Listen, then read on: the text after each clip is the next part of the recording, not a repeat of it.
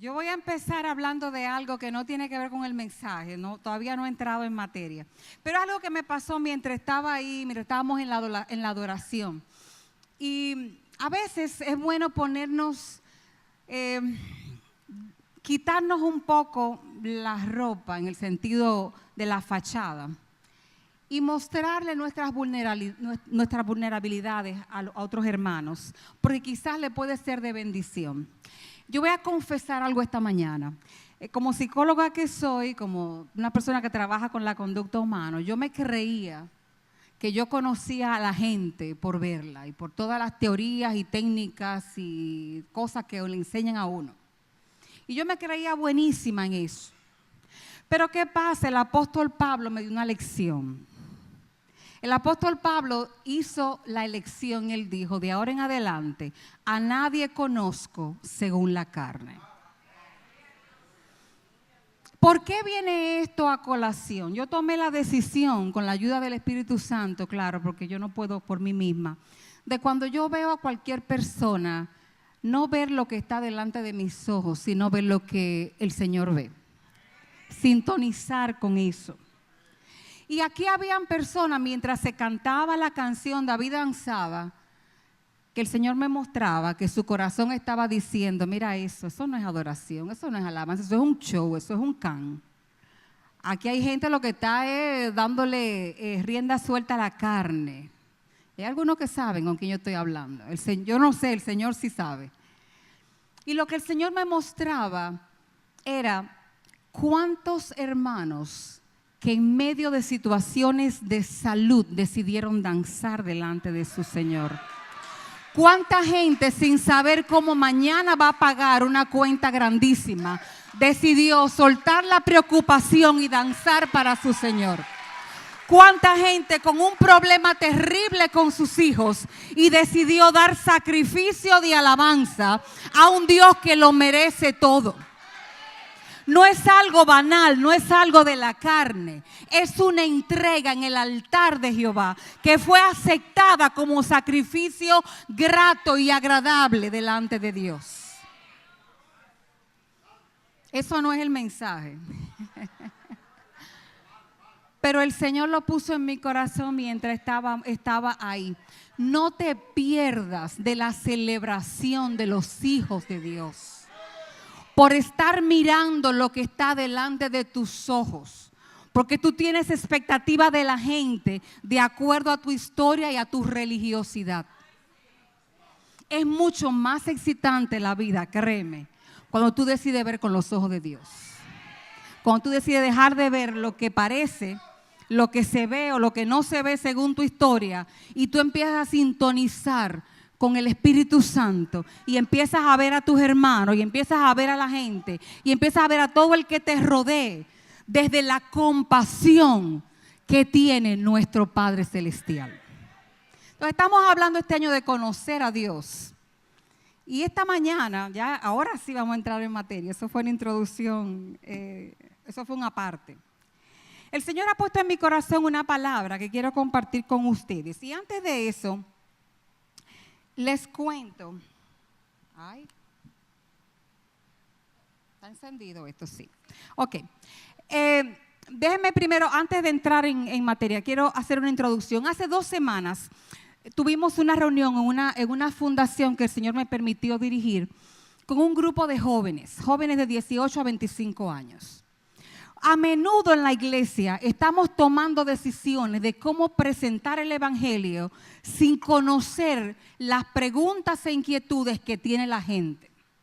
Y le predicamos el evangelio desde mi necesidad, no desde la necesidad del otro. Y nosotros decidimos hacer un conversatorio para escuchar a los jóvenes de esa edad. Para no estar tirando tiros a lo loco, sino para tirar y dar en el blanco. Empezamos a preguntarle qué cosas le preocupan a ellos, cómo ven la fe, cómo ven la religión, cómo ven la iglesia. Señores, y es increíble, yo fui ministrada oyendo a estos muchachos hablar. Muchos de ellos no asisten a la iglesia, muchos de ellos tienen padres creyentes y tienen sus reservas con la iglesia. Pero fue hermoso como Dios ministró a mi vida y me hizo entender, señores, tenemos que ser efectivos en presentar el evangelio a esta generación. Tenemos que volvernos buenísimos, francotiradores que dan el blanco, no que tiran y a lo mejor le pegan a algo, sino que realmente dan en el blanco. ¿Por qué? Porque los tiempos que nos quedan no son muchos. El tiempo es corto. Así que tenemos que ser muy efectivos. Salieron varias cosas que no voy a entrar en materia, hasta en este momento. Pero eso me hizo entender de que nuestro papel en esta tierra, como sal de la tierra, como el Señor nos dijo que éramos, tenemos que revisarlo a la luz de la palabra y del Espíritu Santo. Así que de eso se trata. Esta mañana vamos a hablar. ¿Y si perdiere su sabor? De eso trata el mensaje de esta mañana. Vamos a ir a un pasaje muy conocido, Mateo 5, el versículo 13. ¿Qué estaba pasando aquí en Mateo 5? El Señor Jesús ve la multitud y siente compasión y quiere enseñar a los discípulos. Y los lleva al monte. Y viene y Él dicta el sermón más maravilloso y más completo de la palabra, que resume toda la palabra, el famoso sermón del monte. Más adelante sigue avanzando y llegamos al versículo 13. ¿Qué dice aquí? Esta es la versión Reina Valera contemporánea. Dice, ustedes son la sal de la tierra. Pero si la sal pierde su sabor, ¿cómo volverá a ser salada? Ya no sirve para nada, sino para ser arrojada a la calle y pisoteada por la gente. Ese es el mensaje de esta mañana. Vamos a hablar de nosotros como sal y nuestro sabor aquí en la tierra. El Señor Jesús tenía una manera de predicar y de enseñar muy interesante, que podemos aprender mucho de eso. Mientras los fariseos, escribas y sacerdotes enseñaban la palabra desde sus mapas mentales, desde su forma de ver la ley, desde todas sus reglas, muchas de ellas que se la inventaron ellos para interpretar supuestamente el corazón de Dios, plasmado en la ley. El Señor Jesús conocía a su público y les hablaba en formas con alegorías, con parábolas, con símiles, con diferentes figuras para dar a entender un principio de mucho valor. En ese tiempo, la sal tenía un significado muy diferente a la que tiene para nosotros hoy. Por eso cuando leemos ese versículo y queremos entenderlo de acuerdo a lo que para mí significa la sal, voy a quedar sumamente corta en lo que el Señor Jesús estaba queriendo que entendiéramos. Sería interesante ver entonces cómo se veía la sal en ese tiempo. ¿Cuál era la utilidad? ¿Cuál era el valor? ¿Qué significaba cuando Él dice que tú y yo somos sal de la tierra? ¿De qué estaba hablando el Señor Jesús? Voy a mencionar solamente 4 funciones que tenía la sal para el mundo antiguo. ¿Y por qué era tan significativo el que el Señor te comparara a ti y me comparara a mí con la sal de la tierra? El primero y mucho más conocido de los usos de la sal es que como no había refrigeración, para poder preservar de corrupción, de que se corrompiera los alimentos, especialmente las carnes. Imagínense una comunidad de pescadores, ¿qué tan rápido se descompone un pescado en clima cálido? Muy rápido. Entonces, la manera de hacerlo era que la sal era el aditivo que se le ponía para impedir que se pudriera, que se corrompiera.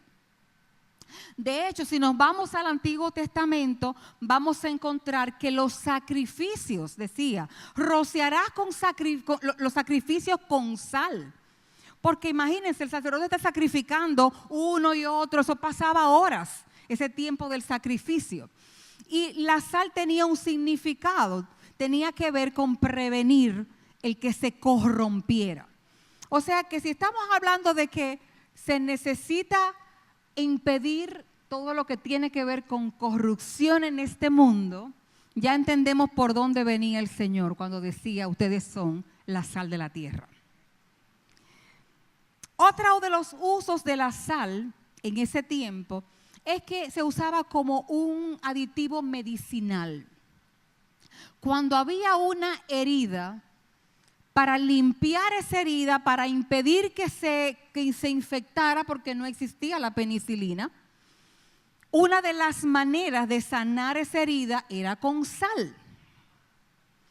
Entonces, la sal definitivamente tenía usos medicinales. También se tomaba para otro tipo de problemas. De hecho, se sabe hoy que parte del equilibrio electrolítico del cuerpo, que nos da un balance en una serie de sustancias en nuestro cuerpo, la sal tiene una función importante que cumplir ahí. Entonces, era un elemento de sanidad, un elemento de salud, un elemento de equilibrio, era la sal.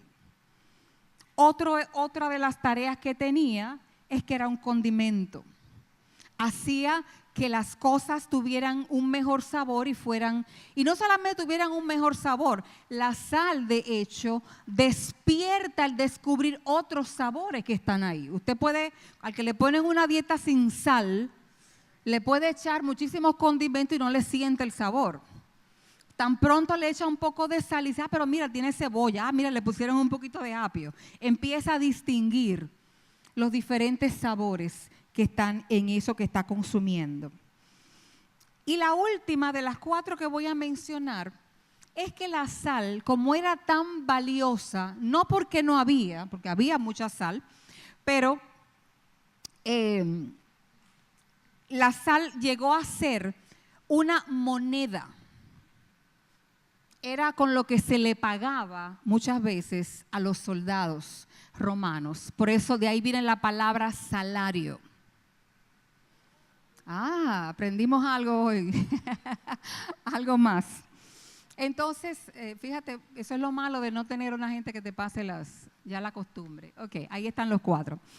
Entonces, ¿qué es lo que ocurre? Esto era un medio para comprar bienes. Cuando yo tenía sal, eso me permitía adquirir cosas que yo necesitaba, adquirir bienes y servicios. Entonces ahí están los cuatro elementos que el mundo antiguo conocía de la sal. Vamos a traducir eso un poco a lo que el Señor Jesús estaba queriendo decir. Él decía, ustedes son la sal de la tierra, la función de ustedes en este mundo es frenar la corrupción. Es servir de freno a que esto se pudra, a que el pecado haga tanto daño que corrompa y pudra y mate lo que está vivo. O sea, el Señor nos dice, ustedes son quienes preservan la vida. Ustedes son los que impiden que las cosas se pudran. Pero no solamente eso, dice, ustedes son aquellos que están llamados a curar las heridas. Isaías 61, el Espíritu del Señor está sobre mí, porque me ungió Jehová y me envió a predicar buenas nuevas, me envió a sanar a los quebrantados de corazón. Y habla de la libertad a los cautivos y a los que están presos, a apertura de la cárcel, a publicar el año de la buena voluntad de Jehová. Ese es tu llamado y el mío como sal en esta tierra. Y si no estamos haciendo esto, nuestro sabor está dudoso. Estamos perdiendo sabor entonces. Pero también estamos llamados para hacer condimentos, sean vuestras palabras sazonadas con sal. Que aquello que salga de mi boca sea para edificar, ¿sí? Sea para traer sabor a la vida de alguien que no tiene. A mí me encanta, a las muchachas de la fundación, nuestro nombre es Completamente Vivas. Y yo a veces les escribo un mensajito y les digo que por donde quiera que ustedes pasen hoy, salpiquen de vida a todo el que se encuentre en el camino. Esa es la función nuestra. salpiquen de sal a todo el que está por ahí desabrido. y empiece a darle un poco del sabor y que pueda absorber los nutrientes de la vida que es Cristo.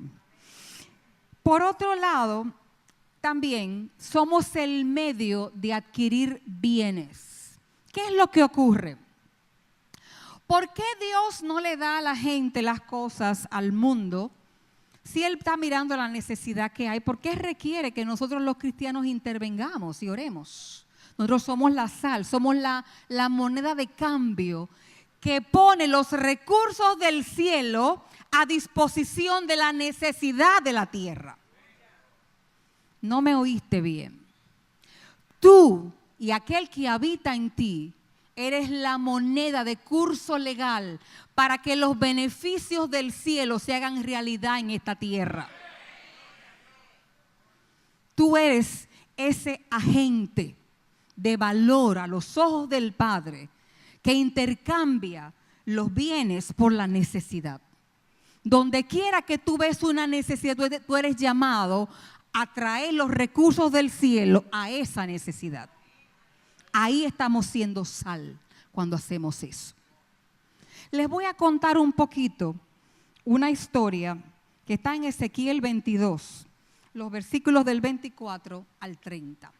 Porque estas son las expectativas de Dios, la que Él tenía en el pasado acerca de sus hijos. Vamos a ver cómo traduce a las expectativas de Él hoy acerca de nosotros como sal. Esas expectativas vamos a verlas aquí en Ezequiel 22, 24 al 30. Esta es la versión Dios habla hoy. A ver si se le parece a algo que conocen, que estamos viendo hoy. Dice: tú, hombre, dile a Israel: eres un país castigado con falta de lluvias y de agua. Un país con gobernantes como leones, que rugen y despedazan su presa. Que en su territorio devoran a la gente, les roban sus tesoros y dejan viudas a muchas mujeres. Cualquiera dice: sí, dale duro a los gobernantes y a los políticos, dale bien duro. Pero no se queda ahí, la cosa sigue. Dice: los sacerdotes de este país tuercen el sentido de mis enseñanzas y profanan las cosas que yo considero sagradas. No hacen ninguna distinción entre lo sagrado y lo profano, ni enseñan a otros a distinguir entre lo puro y lo impuro. No ponen atención a mis sábados ni me honran. Está hablando ahí del pueblo de Dios. Pero no se queda, la cosa sigue. Dice: los jefes de este país son como lobos que despedazan su presa. Es que no veo bien de aquí. Ok, listos a derramar sangre. ¿Dónde me quedé? Versículo, 27, gracias. A derramar sangre y a matar gente con tal de enriquecerse. Y vuelve otra vez al pueblo de Dios, porque no se queda ahí. Dice: los profetas ocultan la verdad como quien blanquea una pared. Dicen tener visiones y anuncian cosas que resultan falsas. Aseguran que hablan en mi nombre cuando en realidad yo no he hablado. Pero para que no se quede nadie, ya le dio a los gobernantes, ya le dio a los sacerdotes, agarró los jefes, todo el que está en posiciones de autoridad, luego agarró los profetas y ahora dice: la gente del pueblo se dedica a la violencia y al robo, explotan al pobre y al necesitado y cometen violencias e injusticias con los extranjeros. Esa sociedad como que se parece a una que conocemos nosotros. Eso fue escrito hace muchos años, pero eso es hoy nuestra realidad. Tenemos temas con los gobernantes. Tenemos temas con gente que está en los púlpitos hoy. Tenemos temas con gente que está en posiciones de autoridad. Tenemos situaciones con gente profetas o llamados profetas que te hablan de parte de Dios. Miren, señores, yo he visto gente que utilizan dones que tienen para su propio beneficio. Déjame dar una palabra de Dios al hermano que yo sé que tiene una empresa, que mi hijo necesita un puesto. Quiero que me lo emplee. Déjame dar una palabra a ese hermano. Dios dijo, tenemos el nombre de Dios como algo trivial. Cada vez que yo quiero convencer a alguien de lo que estoy diciendo, agarro el nombre de Dios. Cuando la palabra dice claramente, no tomará por inocente aquel que tome su nombre en vano. Y la gente piensa que tomar el nombre de Dios en vano es decir, ay Dios, no. Eso es lo de menos. Tomar el nombre de Dios en vano es justamente usar el nombre de Dios para un beneficio personal, para lograr una agenda mía. Entonces, ahí está hablando de esa generación. Y usted diría, bueno, pero están todos perdidos porque si afuera están mal y adentro también. Y entonces, ¿qué se hace en ese caso, Ángela? Versículo 30. Dice, mire lo que dice el Señor. Yo he buscado entre esa gente a alguien que haga algo en favor del país. ¿Y qué cosa? Y que interceda ante mí para que yo no los destruya, pero lamentablemente no lo he encontrado. Qué fácil nos resulta hablar de los políticos. Qué fácil nos resulta hablar de los hermanos. Qué fácil nos resulta hablar de las autoridades. Pero cuán difícil se le está haciendo al Señor encontrar a alguien que cierre su boca y doble sus rodillas por este país. Cuán difícil se le está haciendo al Señor eso. Las redes están llenas en estos días con este tema de la amenaza que hay acerca de esta nueva resolución que pasó el MINER de la famosa ideología de género. Veo muchos cristianos hablando algunas cosas que están muy bien, muy interesantes, pero veo que nos estamos perdiendo mucho en eso. ¿Y cuándo es que vamos a orar? ¿Cuándo es que vamos a utilizar las armas de nuestra milicia que dice la palabra, que no son carnales, sino que son poderosas en Dios para la destrucción de fortalezas, para derribar argumentos, para desbaratar planes que el enemigo ha trazado? ¿A dónde está la sal de esta tierra haciendo el trabajo que tiene que hacer? Usted se puede quedar criticando al otro porque claro, a su carne le gusta porque se siente mejor. No, que los pastores deberían tal cosa. No, que los hermanos deberían tal otra. No, es que hasta que estos políticos no lo cambiemos por otro, esto va a seguir mal. Eso es cómodo, pero eso es carnal, eso no funciona. Esto requiere artillería pesada. La artillería que tenemos tú y yo siendo lo que Dios nos dijo que fuéramos en esta tierra. Isaías 59, que hay otro caso de cómo Dios veía la cosa y lo que Él esperaba de su pueblo en aquel tiempo. ¿Qué dice? Ciertamente nuestras rebeliones ante ti se han multiplicado. Eso es Israel en una crisis que está mirando que hay una situación social terrible. Dice, se han multiplicado nuestros pecados, nos acusan, nuestras iniquidades nos persiguen y bien sabemos que hemos pecado. Hemos ofendido al Señor, le hemos mentido, nos hemos alejado de nuestro Dios, lanzamos calumnia, nos rebelamos y en el corazón concebimos y hacemos crecer la mentira. Mantenemos lejos de nosotros la justicia y el derecho. La verdad es obstaculizada en la plaza y a la equidad no se le permite llegar. En ninguna parte se encuentra la verdad. A quien se aparta del mal se le pone en prisión y eso está a la puerta. Eso se parece mucho a esta generación. Dice, el Señor vio esto y se fue y le fue muy desagradable ver que ya no había derecho. Dios está mirando lo que está pasando y Él sabe lo que está ocurriendo. Pero fíjense lo que dice el último versículo. Dice, buscó a alguien de nuevo y se asombró de ver que nadie intervenía.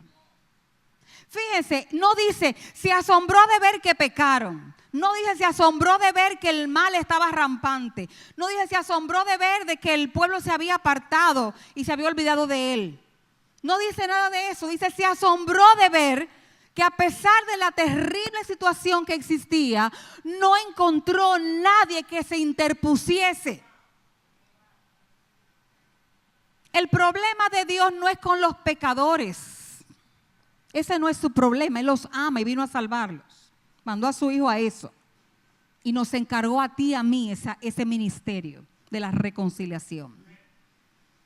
Su problema no es ese. El problema no es todo eso que ocurrió, toda la falta del pueblo. Su problema es, dice, buscó a alguien y se asombró, se maravilló de que nadie intervino. Yo no sé qué tanto, porque lo que estoy mirando con esto que está ocurriendo ahora en este momento en nuestro país, veo dos extremos en el pueblo de Dios.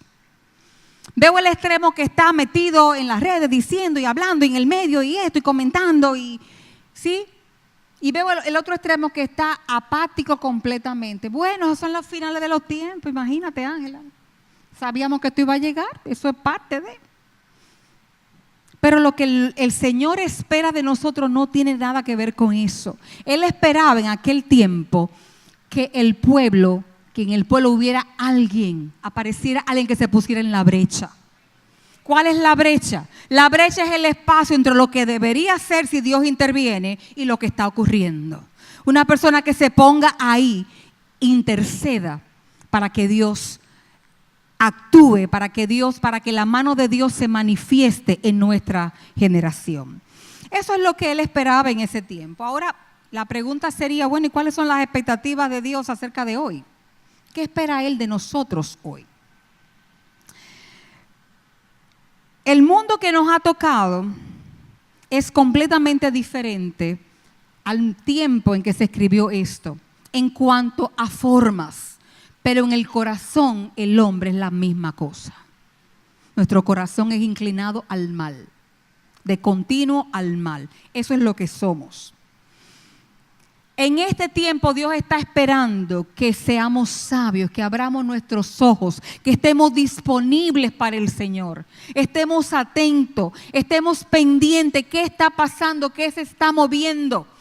No me puedo quedar de brazos cruzados, viene una amenaza, hay algo que Dios quiere que yo haga en este tiempo acerca de esto que está pasando. Dios no me va a pedir cuenta por lo que pasa en China, me va a pedir cuenta por lo que pasa en República Dominicana, porque aquí es donde Él me colocó. Y yo tengo una responsabilidad con Dios en este tiempo, y Él quiere que tú y yo no lo tomemos en serio. Es un asunto serio. Que uno de los problemas nuestros del creyente es que tenemos confusión acerca de la dispensación en la que vivimos. ¿Por qué?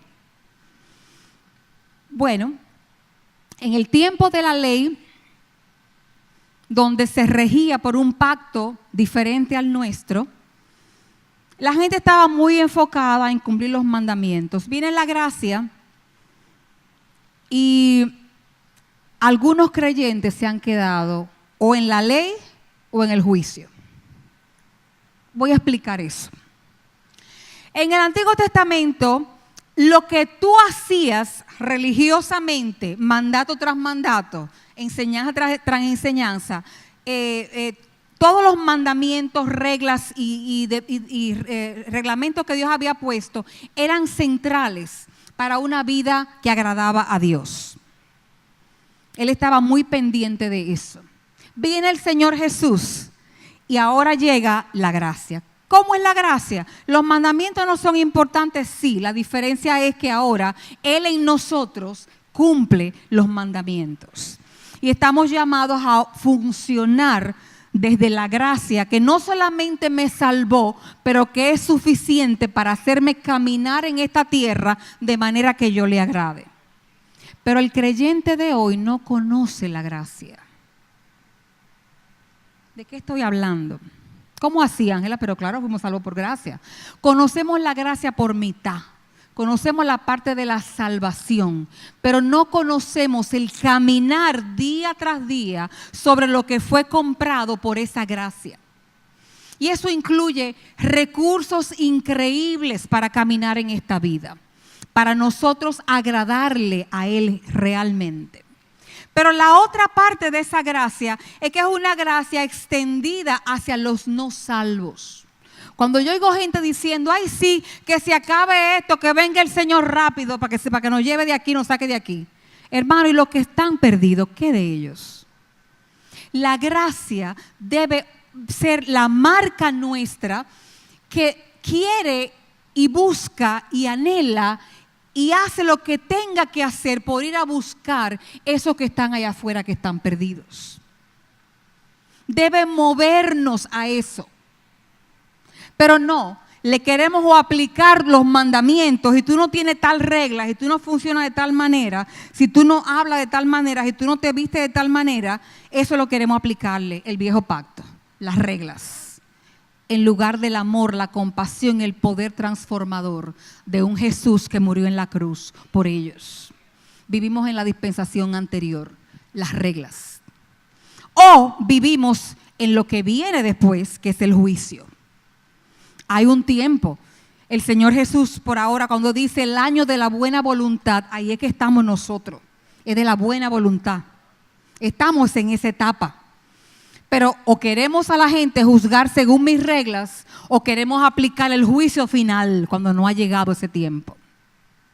Tenemos una confusión de dónde estamos. Seamos hombres y mujeres de la gracia.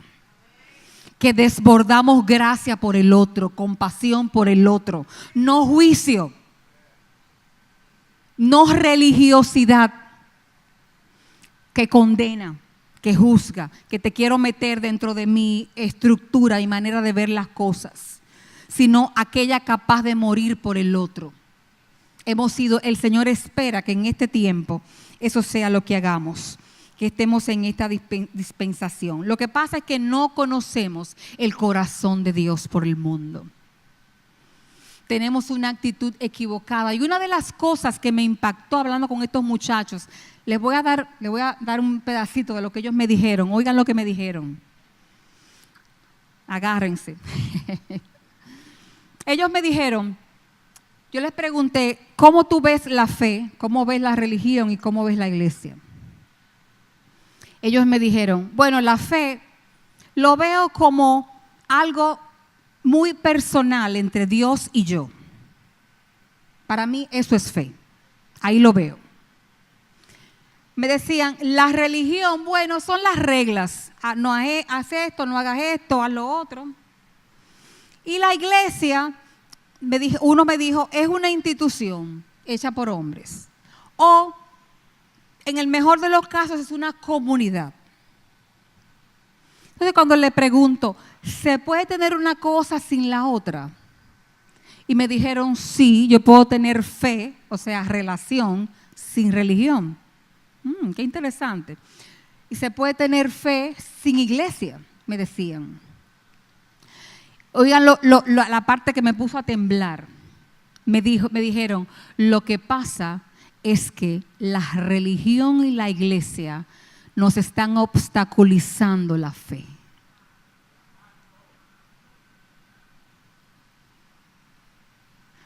Hay tan poco amor y tan poca humildad y tan poca compasión en las iglesias y en las religiones que nos están alejando de la fe.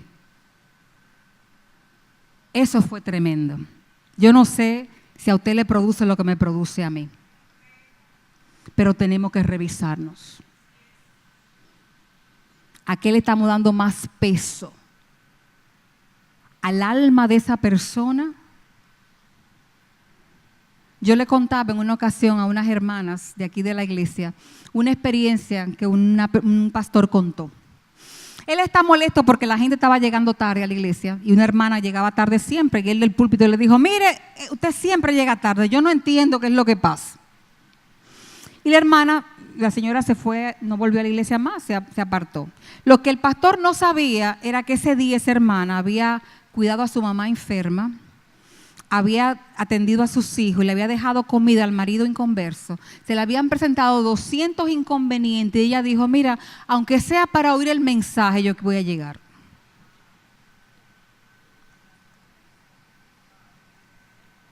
Pero la regla es que tenía que llegar a las 9 ese día.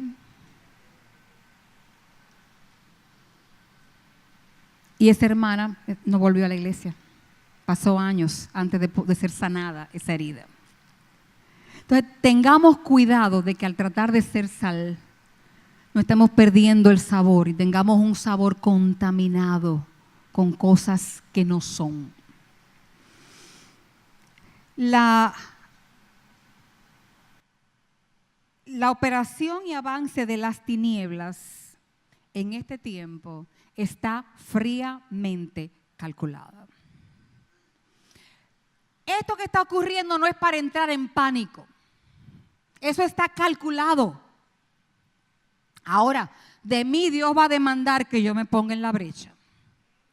Entonces no entre en pánico. El enemigo puede patalear todo lo que él quiera, pero su avance está calculado fríamente en los cielos. No se entretenga en eso. Haga el trabajo que usted está llamado a hacer, que es ser sal y es detener la corrupción poniéndose en el lugar que a usted le toca ponerse y es interponerse y detener el avance. En concreto, entonces, ¿qué sería? ¿Qué es lo que Dios espera de nosotros entonces? Eso suena muy bien, Ángela, pero aterrízalo, vamos a aterrizarlo. ¿Qué hacemos con eso? Vamos al segundo libro de Crónicas, el capítulo 7 y el versículo 14, un versículo súper conocido. Pero yo quiero destacar algunos puntos aquí. Dice, si mi pueblo, sobre el cual se invoca mi nombre, número 1, se humilla, número 2, ora, número 3, busca mi rostro y número 4, se aparta de sus malos caminos, entonces yo escucharé desde los cielos, perdonaré sus pecados y sanaré su tierra. Eso es en concreto lo que Dios quiere que tú y yo hagamos. Ahora, ¿cómo se ve eso? Tengo pocos minutos, tengo que acelerar. Número 1, si se humillaren. ¿Recuerdan lo que les dije de estos muchachos que me dijeron? Veo mucho orgullo, mucha altivez entre la gente de las iglesias. Alguna gente le llaman orgullo religioso a eso. No, es que nosotros somos salvos. Los demás se van a perder. Eso no tiene nada que ver con el corazón de Dios. El corazón de Dios gime cuando piensa que alguien por el cual Él pagó un precio tan alto se va a perder. Porque tú y yo no estamos haciendo el trabajo que tenemos que hacer. Entonces, lo primero, Mateo 11:29, ¿qué decía el Señor Jesús?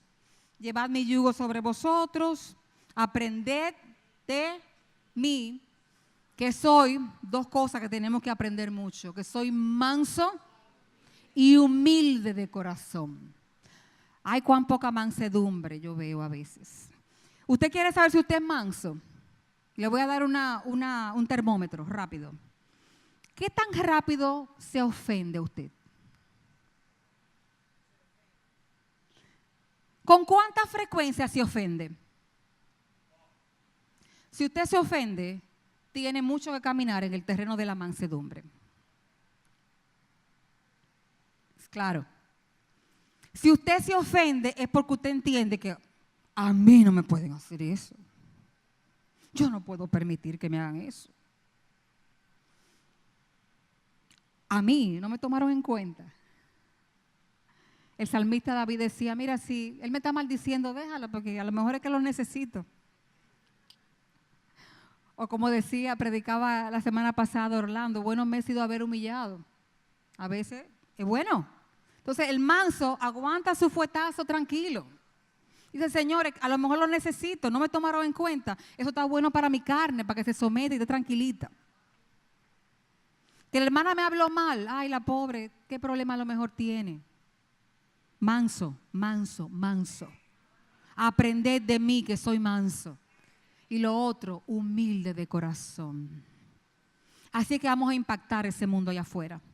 No es desde la altivez, no es de la creencia de que somos mejores que nadie. Yo tuve que decirle a esos muchachos, mis hijos, gracias. Ustedes no saben lo que han bendecido mi vida. Ustedes van a transformar mucho de lo que se está ocurriendo en el mundo religioso hoy. Ora, y aquí hay 2 oraciones, es el segundo punto.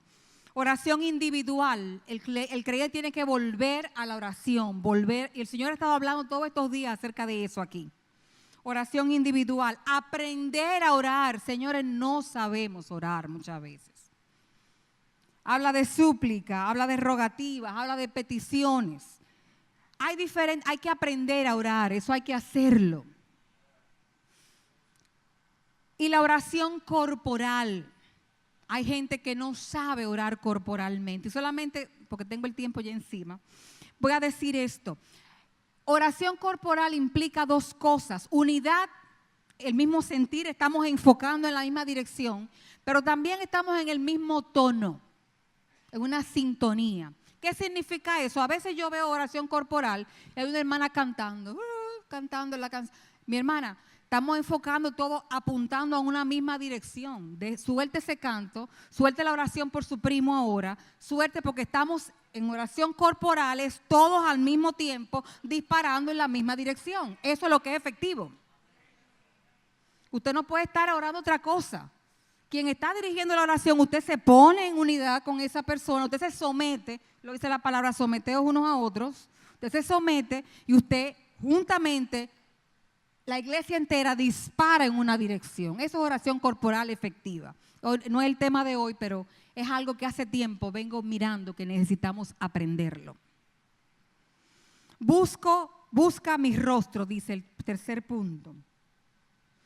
El rostro y la mano son 2 cosas diferentes.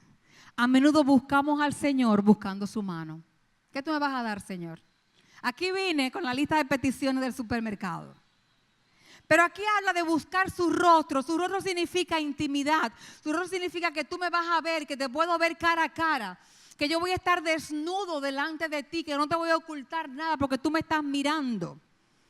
Y no te tengo ningún tipo de reserva. Dice, si buscaren mi rostro y por último se apartaren de sus malos caminos. Sí, hay malos caminos en nosotros muchas veces. Sí, hay cosas que corregir. Pero contemplar su rostro, eso me pone en el espejo que me permite ver mi suciedad.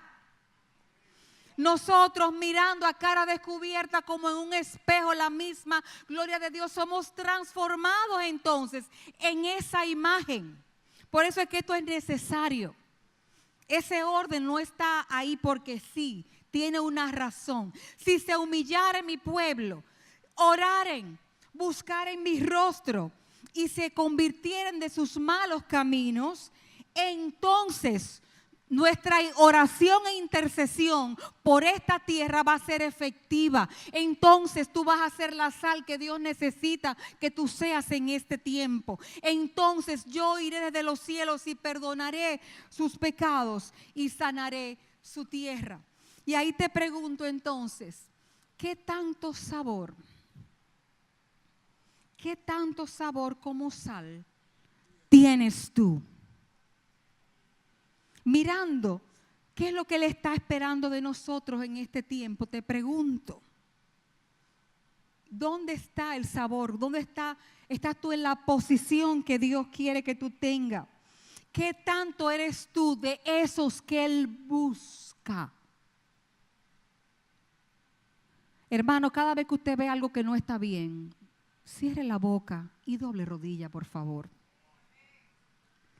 Ay, que la hermanita tal, yo estoy mirando un espiritico como raro ahí. Mi hermana, cállese, doble rodilla.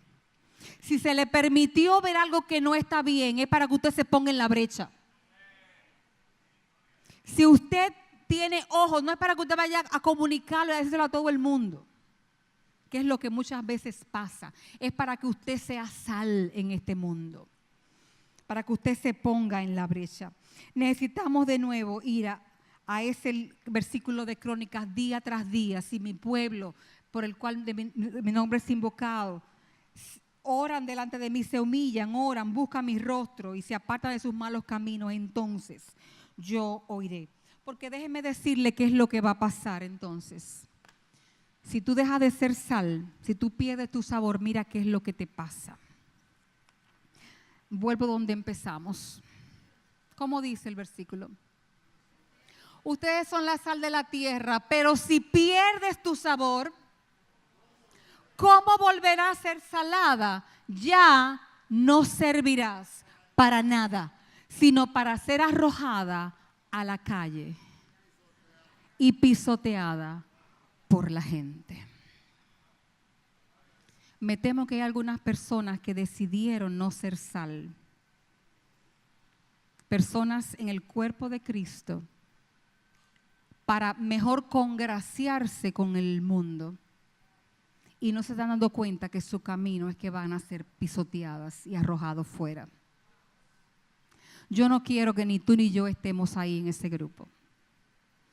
Yo quiero que seamos de lo que Dios busca, de esos que Él busca que se pongan en la brecha.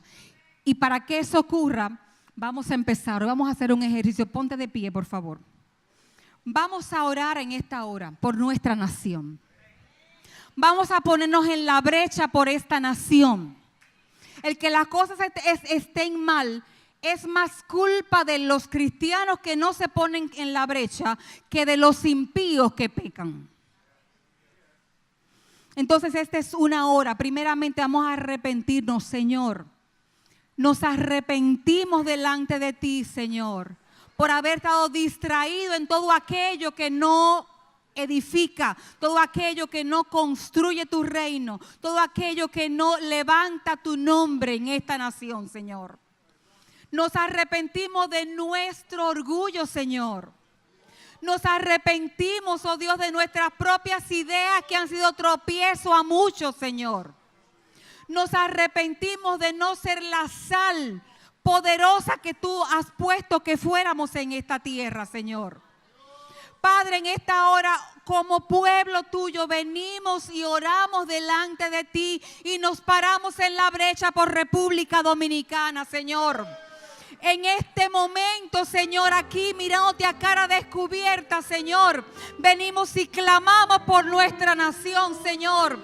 Venimos en el nombre de Jesús e interrumpimos todo plan de las tinieblas sobre nuestras familias, sobre nuestros hijos, sobre nuestras escuelas.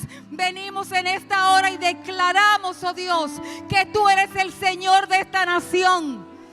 Oh Dios, declaramos, oh Dios, que tú eres el Señor de nuestras escuelas, Señor. En esta hora interrumpimos todo plan de las tinieblas en el nombre de Jesús. Venimos contra él como iglesia. La iglesia, aquella que las puertas del infierno no pueden con ella. Venimos y quitamos y deshacemos las obras del enemigo. Apoyados en tu palabra, Señor. Apoyado inclusive en la constitución de esta nación, que dice que la palabra debe ser levantada en las escuelas. Padre, en el nombre de Jesús deshacemos las maquinaciones del enemigo. En esta hora desbaratamos todo argumento, confundimos a las tinieblas en el nombre de Jesús y declaramos tu señorío sobre República Dominicana. Gracias, Señor. Te alabamos y te bendecimos en el nombre de Jesús.